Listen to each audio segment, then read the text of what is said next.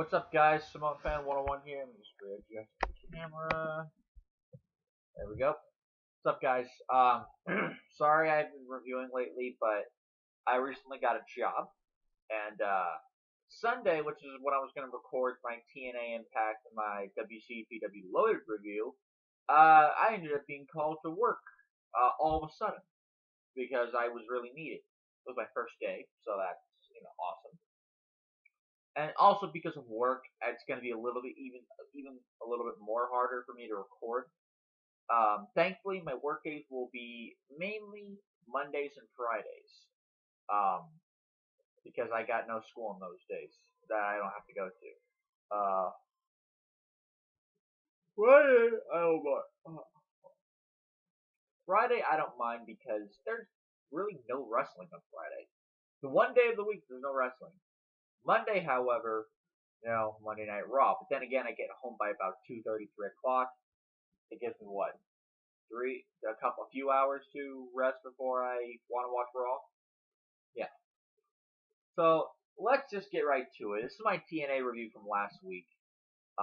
It's 15th, so it was the 8th of last week. And it's been a while since I reviewed TNA, but I wanted to get to this because of Delete or Decay. I want to watch that, and it was awesome, but I want to get to all the Delete and Decay stuff later. Final Deletion 2, whatever you want to call it. We technically started off with a slight skit between Senor Benjamin and Vanguard 1, but all the Final Deletion 2 stuff is going to be saved at the end of the review. We really started off with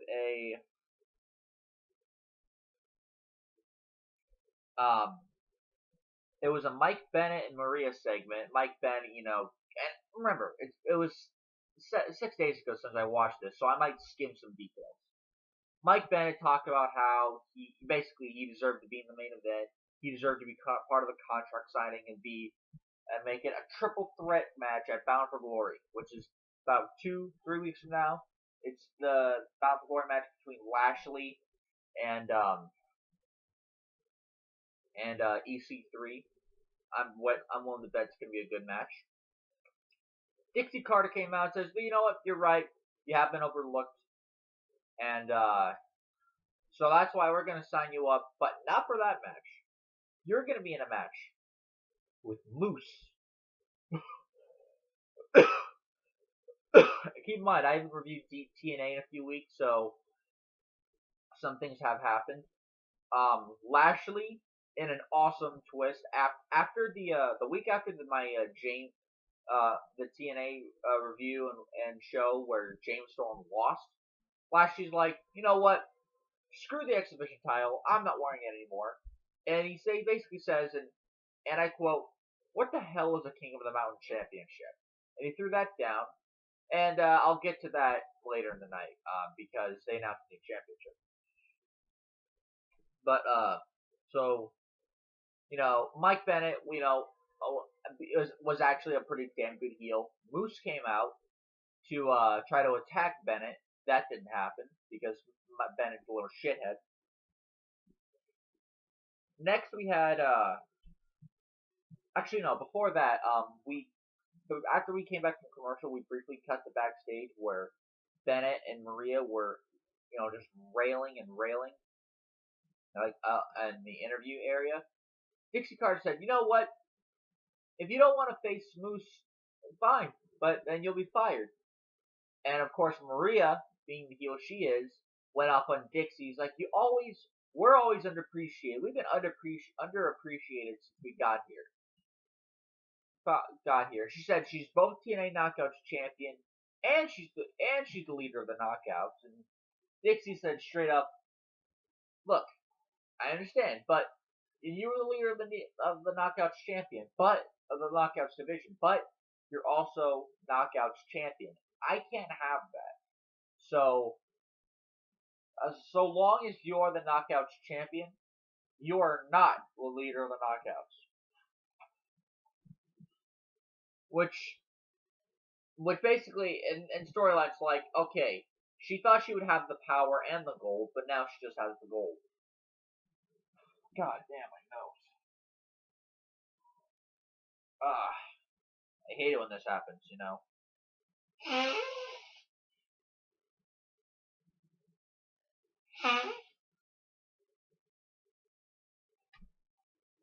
Okay. Um, and there was a tag team match.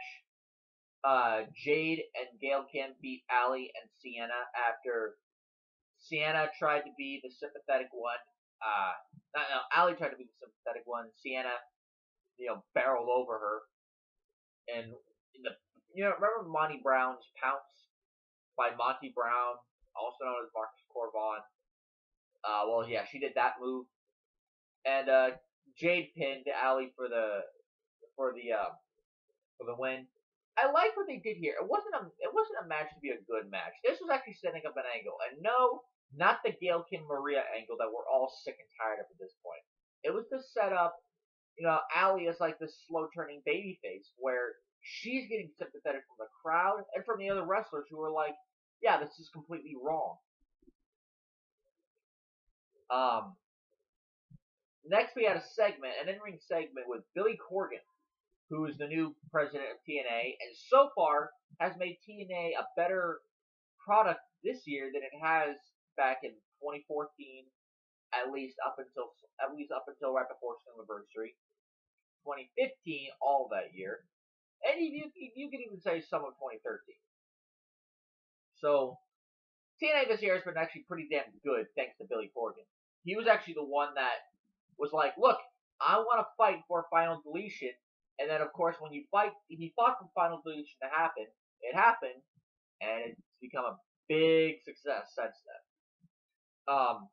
Corgan has said, look, even though it's been vacated, we are discontinuing the King of the Mountain Championship. So, yeah, that spells the end, at least for now, of the TNA Legends Global Television and the King of the Mountain Championship. It's got under 4 names.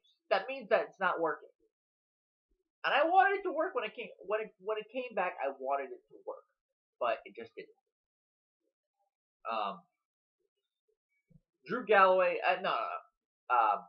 Corgan then unveiled a new championship, and a pretty good-looking championship, I might add.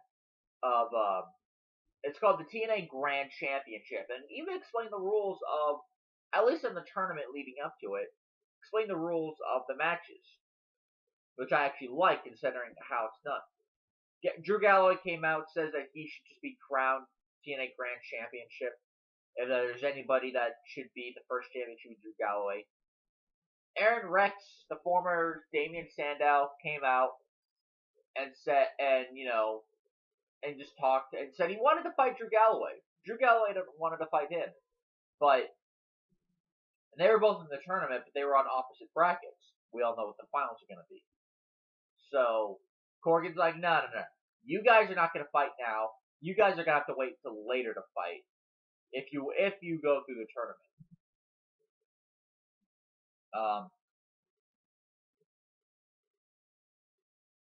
Drew Galloway next faced off against Braxton Sutter, and actually a pretty okay. So here are the rules of the match. At least I don't know whether or not it's going to be like this when you hold the title, but at least in the tournament, here are the rules of the matches. You have 3 rounds, and in the match, each round is 3 minutes.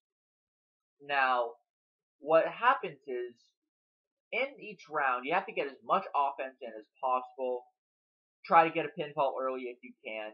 At the end of a round, there's a quick, few seconds break, and there's judges at ringside, random judges. So you'll see a scoreboard on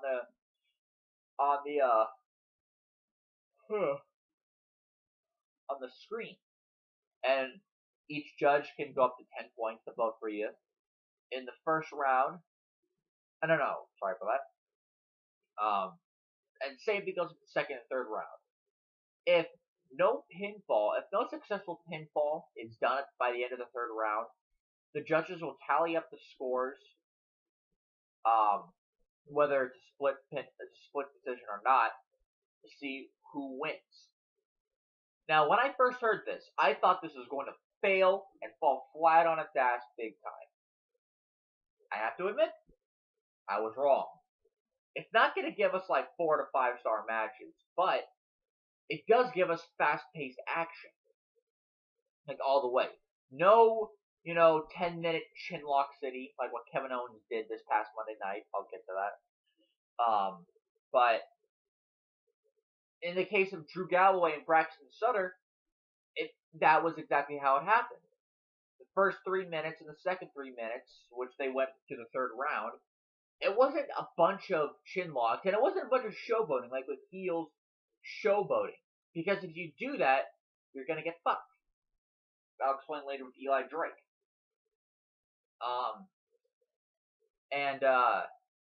Yeah, it was a bunch of fast-paced 3-minute action, and it was actually a lot of fun to watch. It made short matches fun to watch. I'll say that. So we got about, 8 minutes between Drew Galloway and Braxton Sutter. Decent time for a TV show. And, Drew Galloway hit him with the, why am I saying the carbon boot? Because that was Matt Morgan's finish. But it was like another kind of boot. And, oh man, I'm tired. Damn it. And, yeah. So, Galloway won. And, he advances the tournament. God, my mind is going off here. After the match, Rockstar Spud, who apparently has been feuding with Braxton Sutter, you would never know, apparently, attacked Sutter after the match. Apparently it had something to do with teeth, as Spud's teeth may have been knocked out by Sutter. And then, in almost kind of an awesome way, he put Braxton Sutter's teeth against the metal part of the ring post, I guess, and then kicked the ropes, holding the ropes together in the corners. So, and then he kicked the ropes, and it really hurt Braxton Sutter. I don't know whether or not his teeth was broken in the storyline, but there's that. Then we had what I thought was awesome shit. It was a conference. It wasn't a contract signing. It was a conference between EC3 and Bobby Lashley, the TNA champion. And I can't say everything that they said here, but I'll try my best. Bobby Lashley goes on to say, look, he's defeated everyone. He put Kurt Angle out of commission at the end of the UK tour. To which EC3 says, look, I beat Kurt Angle too. I beat him to win my first world title, which is true. Lashley says he's been a dominant force. He's beaten everybody. James Storm. Kurt Angle, James Storm, Eddie Edwards, Drew Galloway. And now he's going to, and whoever was the King of the Mountain champion that he beat, I think it was Eli. That wasn't Eli Drake. It was James Storm. James Storm was the King of the Mountain champion. Eli Drake. Yeah, pretty much everybody that was a challenge to him. DJZ as well. EC3 says goes over his wins and the fact that he used to be a douchebag and now he's not, basically. But then things got really heated. They eventually got in each other's face at the conference, which there was people out, by the way. I think Lashley showed like a fist right in EC3's face, to which EC3 lifted his right hand and flipped him off. I thought that was awesome. This led to a brawl, not a bad one, but this kind of feud warrants the kind of brawl that, kind of like what Brock Lesnar and The Undertaker had last year, which it felt like an actual brawl. It felt like these two wanted to rip their heads off. They fought here, but it did feel a little bit choreographed, I will say. It wasn't a bad brawl, but it did feel kind of weak. There was some good moments, by the way. Lashley ended up being on top in the brawl after throwing EC3 out of the building in the garage, because there was a garage door. Threw him out of the building and threw him to a pile of crap. Not actual crap, but like boxes and stuff. I forget. But it was awesome. There was even a moment where they were around a bunch of signs promoting Bound for Glory, and they had to have done this on purpose because Lashley's like, "Where's my sign?" And to his credit, like you see all the signs, Lashley is not on any of them, and he's your TNA World Champion. That was awesome. We had a Jessie Godderz package of all things, which he talked about his times in the past in TNA, for Romance and everything. It was actually a pretty decent package. Although it was a decent package, it was nice to watch. However, this is Jessie Godderz we're talking about. He's not at that level where you should be giving him promotional packages. In another tournament match for the TNA Grand Championship, Eli Drake beat Jessie Godderz in about an 8-minute match. And it went to round 1. Jessie Godderz won round 1 by the points. Same with round 2, because Eli Drake had much of the offense for the first half of round 2. Then he did his showboating. He did Eli Drake. And of course, Jessie Godderz took control of the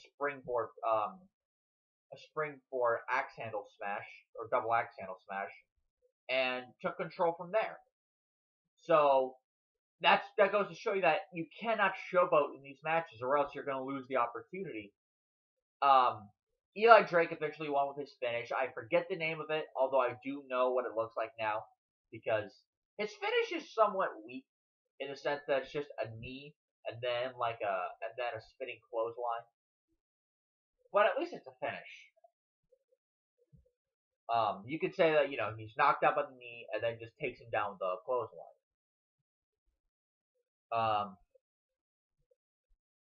So yeah, Drake beat Godderz, and yet was another decent, pretty good match.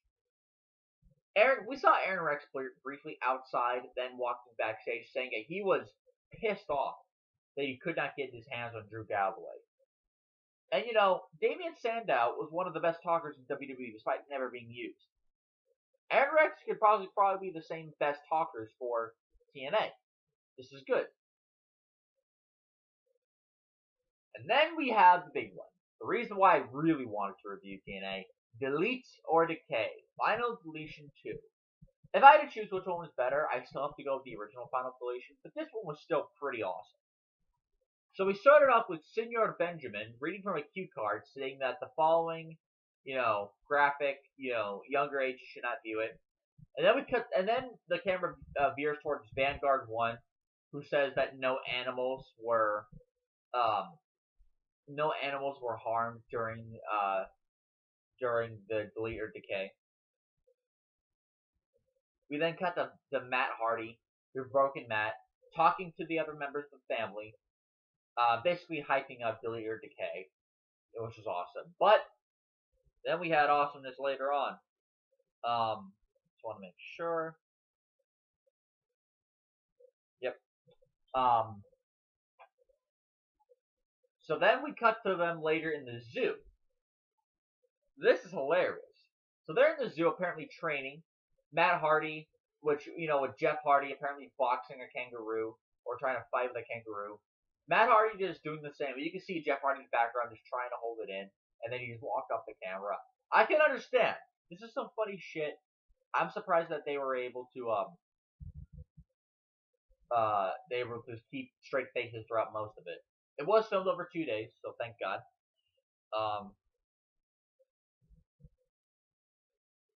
Apparently Matt Hardy came up with names, has names for all of them. The giraffe's name was George Washington. The kangaroo's name was Jumping Joe Frazier. Then he went to the monkeys, where he called them spot monkeys in reference to high flying. He called one of them DJ Z. He called another one Mark Mandrews, and then he called the two other ones Matt and Nick. Matt and Nick, the Bucks of Youth. That was awesome. I love that Young Bucks reference. That actually made me laugh. Then we had And then he talked to a tiger who was named Genghis Khan. And Matt Hardy, and apparently Genghis Khan tells him that the Decay are coming to the Hardy compound. To which Matt says that we must go back to the compound. They must have been high as shit when they did this. They had to have been without keeping straight faces. Maybe the animals were high as well.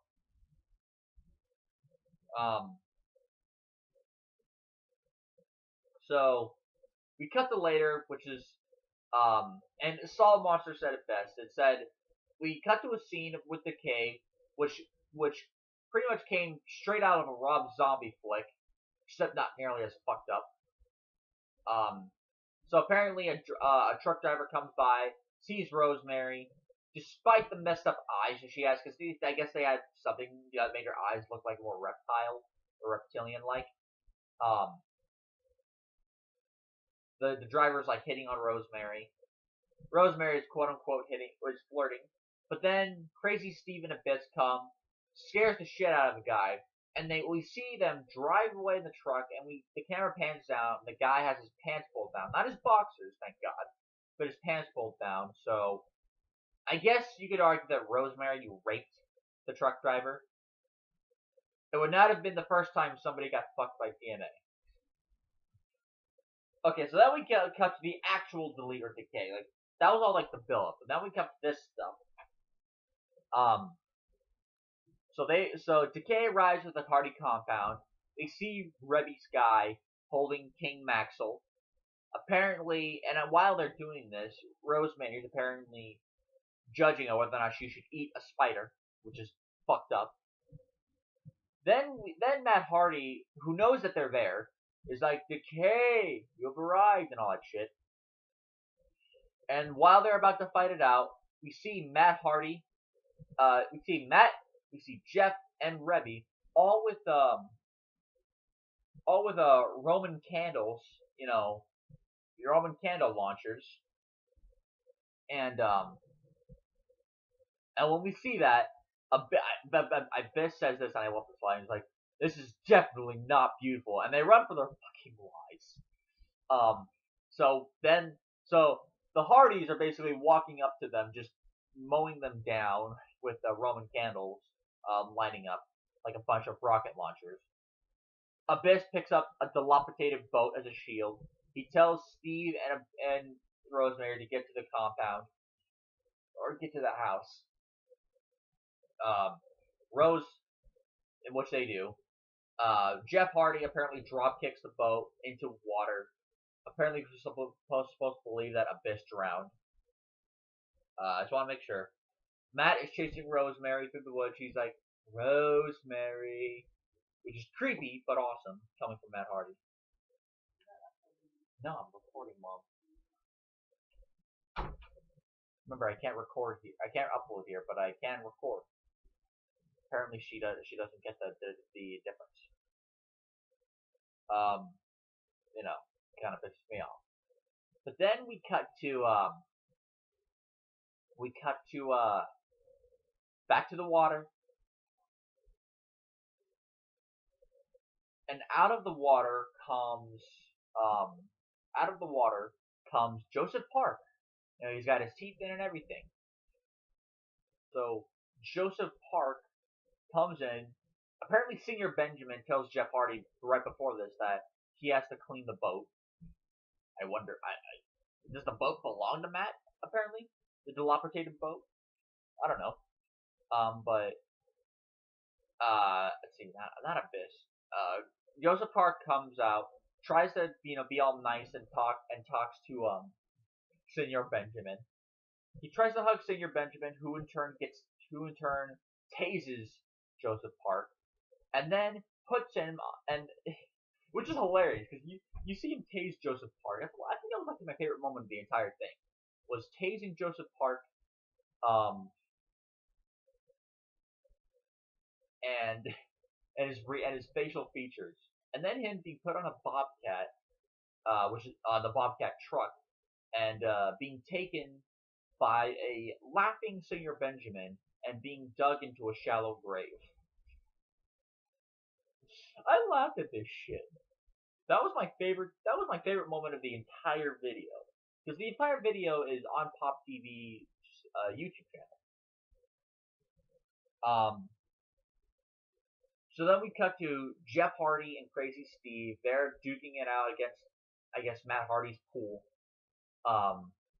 And there's a scene where, which they took straight out of the original Friday the 13th, where Crazy Steve jumps up in the water to drag Matt Hardy down. But Jeff Hardy escapes. He does a front. Earlier, he did a front suplex, a front set up suplex to Crazy Steve into the water. When we see Crazy Steve walk out of the water, his face paint's all like melted off, which he just simply regenerates. It's like, does he have Wolverine powers? We cut back to the grave that Senior Benjamin dumped Joseph Park in. He's trying to dig dirt into the grave. We then Abyss pops out of the grave, attacks Senior Benjamin, all that shit.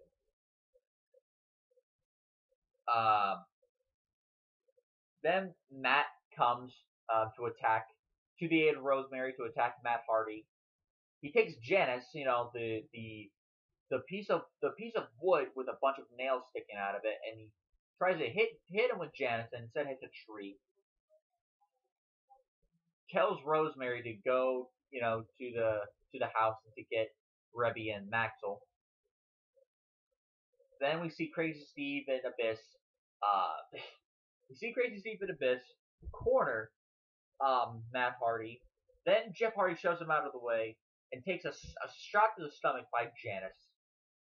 And Matt Hardy's like, "Brother Nero, you've sacrificed yourself for me." And then he just continues. Oh god, I love this shit. Then, after seeing Matt Hardy get cornered, Jeff Hardy get hit by Janice, Vanguard 1 shows up to attack Steve and Abyss, and as soon as Steve and Abyss see Vanguard 1, they start running away. Vanguard 1 shoots a bunch of rockets, I guess, or pyro or some shit, and lights up a giant flaming Hardy symbol. And apparently, I guess the point is, like, they're supposed to not like fire, because when the Roman candles were being lit earlier, I guess, their thing is like, look, we don't like fire, which is weird because Abyss has been put through his fair share of flaming tables over the years.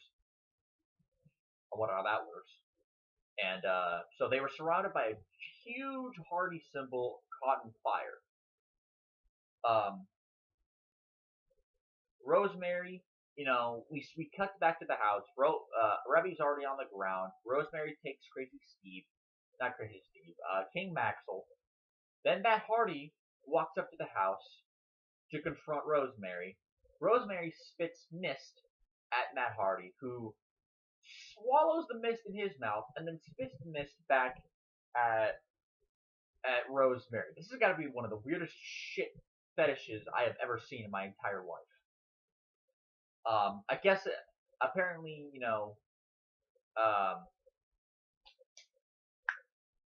God, I'm forgetting her name. Apparently Rosemary, didn't like it, hurt her, and then she ran away.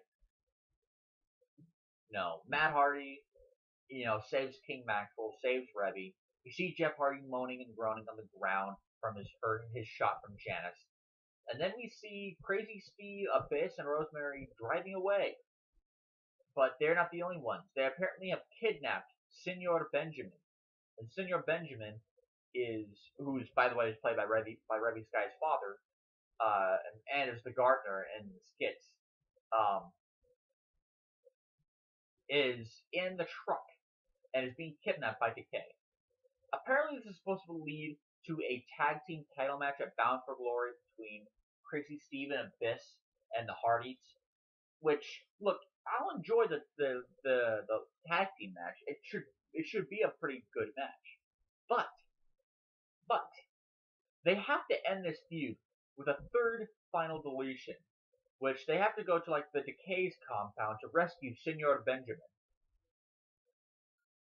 I don't know if the Decay even has a compound. It's probably just a giant box in the middle of an alleyway. That's their compound.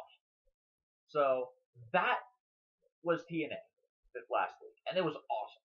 So with that said, guys, I had a lot of fun watching it. Watch Final Deletion 2 if you can. You're gonna have a lot of fun, just like you did with the first Final Deletion. You should easily find it on YouTube. So that said, guys, I gotta go do something real quick. I'll come back to record more videos, for Loaded, Backlash, Raw, and SmackDown. I'll be right back. I'll see you guys later.